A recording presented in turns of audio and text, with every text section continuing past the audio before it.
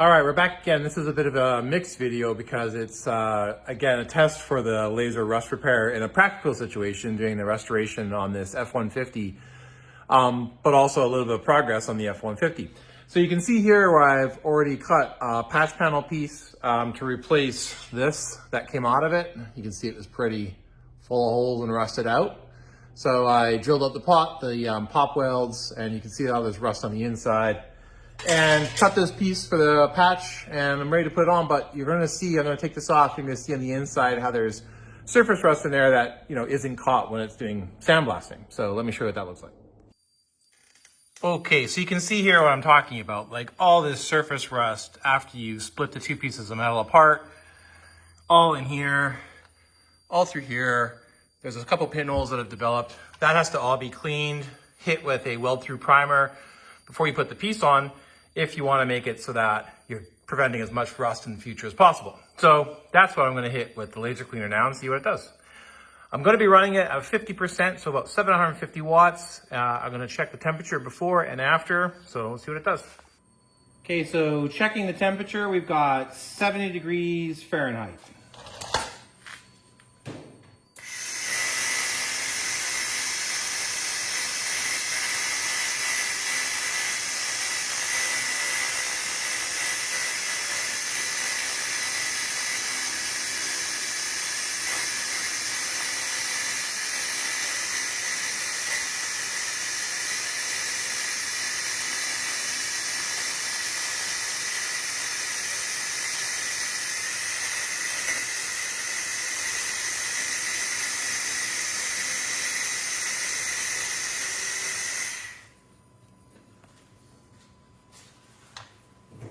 So you can see that's pretty good in terms of rust clearance. So that's what I got for temp. Ooh, it's saying 360.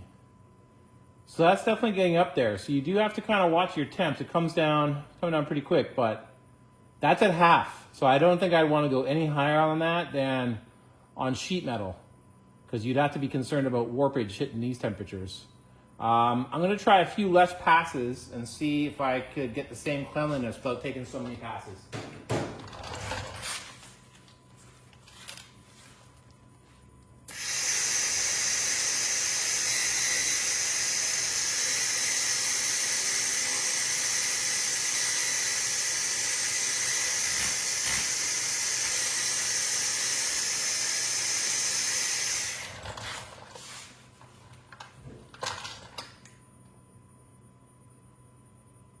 So yeah, it's still saying I've got temperatures at about 400 there when I hit it. These temperatures are just coming down, but I did try to do a lot faster. Over here I've got about 74, 80. I'm going to hit this one a lot faster and see how it goes.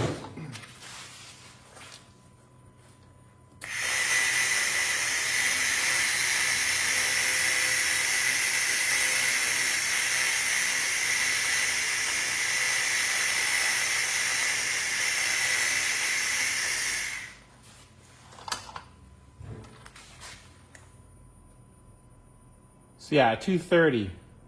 So 50% is probably 750 watts is about the highest I'd want to do on sheet metal. It's not melting anything, it's not blowing through. So I think it's pretty good from that perspective. I think I'm gonna have to do some more tests in terms of what warpage would look like.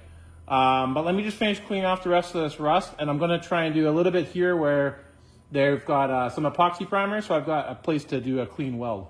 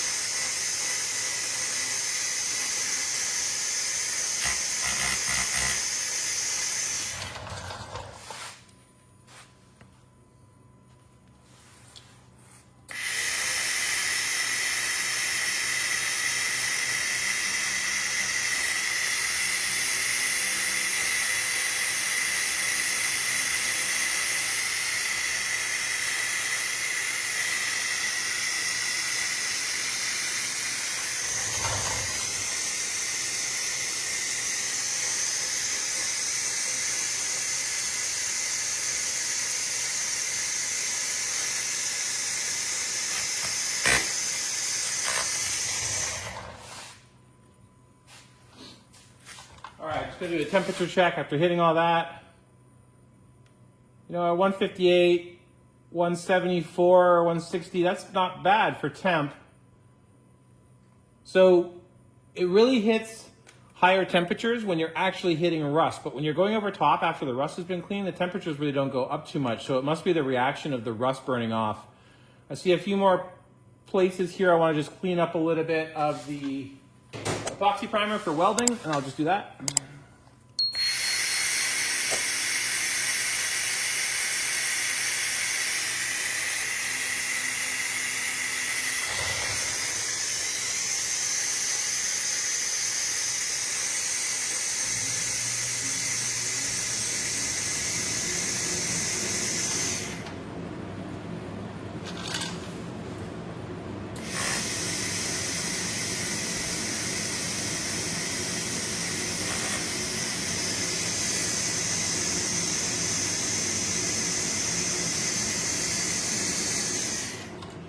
So there you can see the final result. I mean, it's really nice and clean. You saw it in real time. It happened super quick. Temperatures did get up there. You gotta be careful. So like I said, I don't think I would go higher than 50% on sheet metal. But that's ready for me to start putting some weld through primer on and weld my patch panel on. So I'm pretty impressed with that. Let's do another test. I'm going to actually do a fender that I've got paint on just to see how we can clear that off as just another test for this video. So same thing, I'm just going to do 50%. I've got a temperature right now on this of about 70 degrees Fahrenheit again.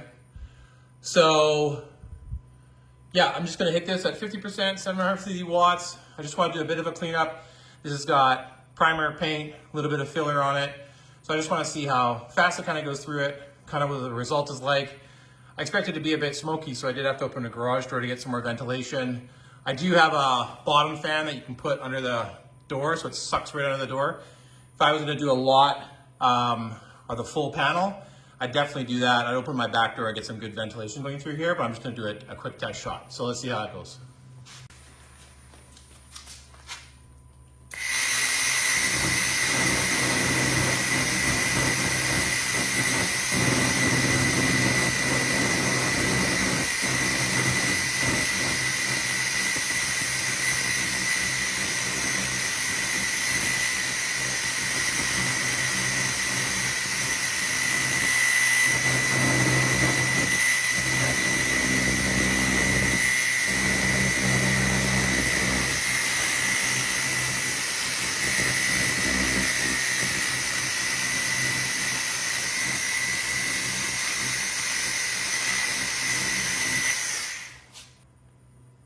So you're at 220 doing that much passes.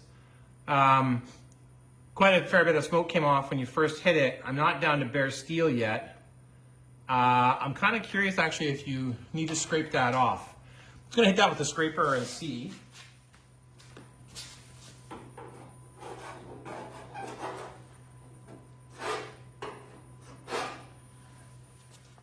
Okay, so after scraping it, it was still on there. You can see where it kind of slightly came off a little bit, but it's still definitely got some bond. So I've actually increased it to about 75%. Theory here being sometimes, like, you know, even with welding, when you do low amounts, it takes longer, so you end up putting more pressure in it, whereas if you go with a higher amount, it's actually more effective. You end up putting less overall temperature into it, and you weld faster. That's kind of my thinking. So I'm gonna try it really quickly with 75%. So that's, have to do some math, 1150 watts, somewhere there. All right, so let's see how that goes.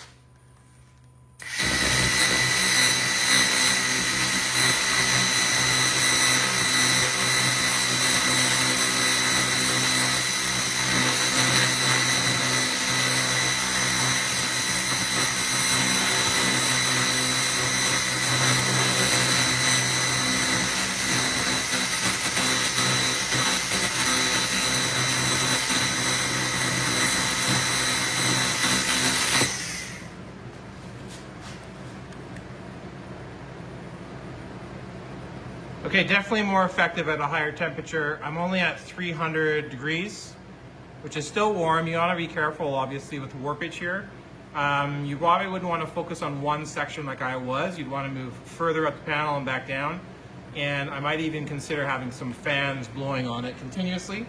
So let me just see how much further I can go with it. And then I'm going to try another pass at 1500 watts and see if that makes it more effective.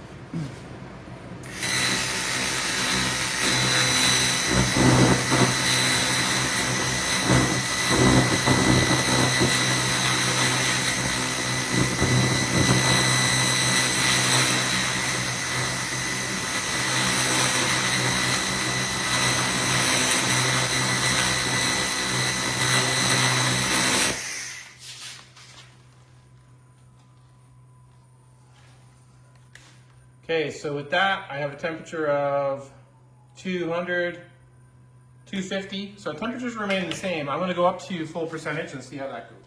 Okay, I'm at full 100 or 1500 watts, 100%. I'm just going to try a little further up the panel so I'm not putting too much heat into this section. And a brand new area of, with paint and everything, see how fast that goes.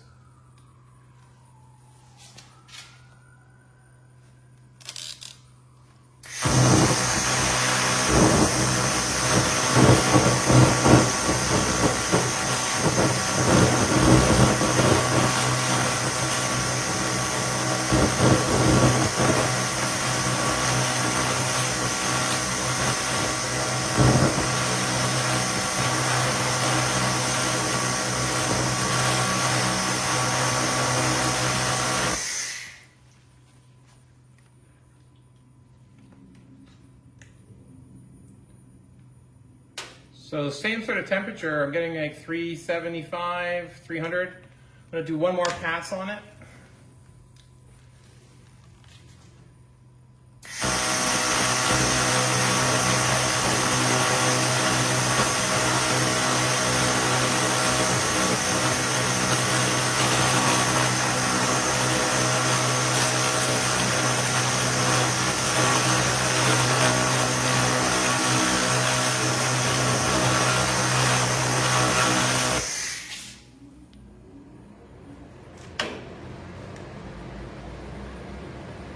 So yeah, I'm about 330, 320. Sorry, I was at 275 before, not 375.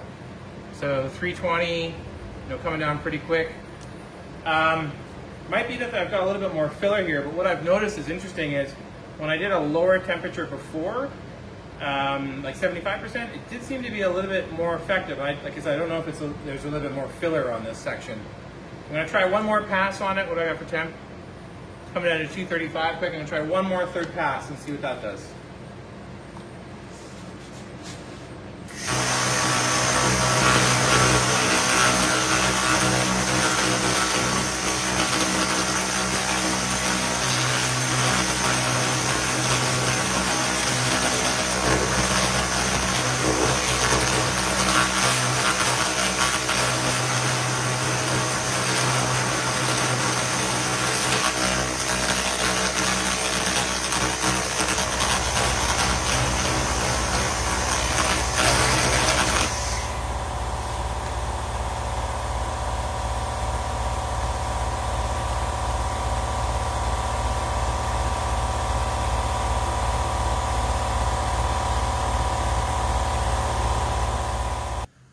So you can see that there is definitely some color change there. I got up to pretty close to 400, which is a little too hot than I'd want to get to.